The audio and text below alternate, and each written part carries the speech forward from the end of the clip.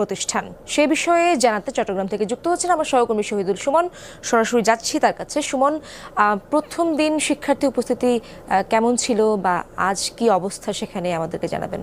ইশরাত, গতকাল শিক্ষার্থীদের উপস্থিতি একেবারেই কম ছিল, ফলে সেদিন কিন্তু কোনো ধরনের ক্লাস পরীক্ষা অনুষ্ঠিত হয়নি। আজকে সংখ্যাটা কিছুটা বাড়লো, কিন্তু সেই উপস্থিতিতে আসলে ক্লাস নেওয়ার মতো আসলে পরিস্থিতি ছিল না। তার কারণে বেশিরভাগ শিক্ষা প্রতিষ্ঠানগুলোতে কিন্তু যারা প্রধান শিক্ষক বা শিক্ষকরা তারা কিন্তু ক্লাস তারা নেননি, এবং যারা শিক্ষার্থীরা এসেছেন তারা অনেকটা ক্লাস না করে কোথাও কোথাও ফিরে যাচ্ছেন, কোথাও কোথাও ক্লাসও হচ্ছেন।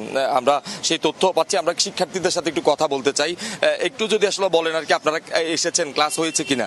হয়েছে, আসলে 4 ঘন্টা ক্লাস হয়েছে আমাদের, কিন্তু শিক্ষার্থীদের উপস্থিতি অনেক কম, তাই শিক্ষকরা বলছে যে তোমরা বাসায় চলে যাও। আসলে দেশের পরিস্থিতি এখন তেমন একটা ঠিক হয় নাই, স্থিতি হয় নাই, দেন অভিভাবকরা চাচ্ছে না কোনো ঝুঁকির মুখে পড়ুক, তাই একটু আরেকজনের সাথে কথা বলতে চাই। কেন আসছে না শিক্ষার্থীরা?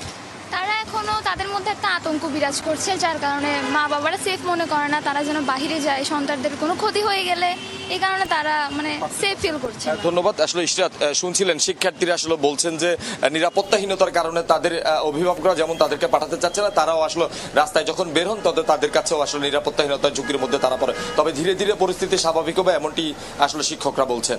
ইশরাত।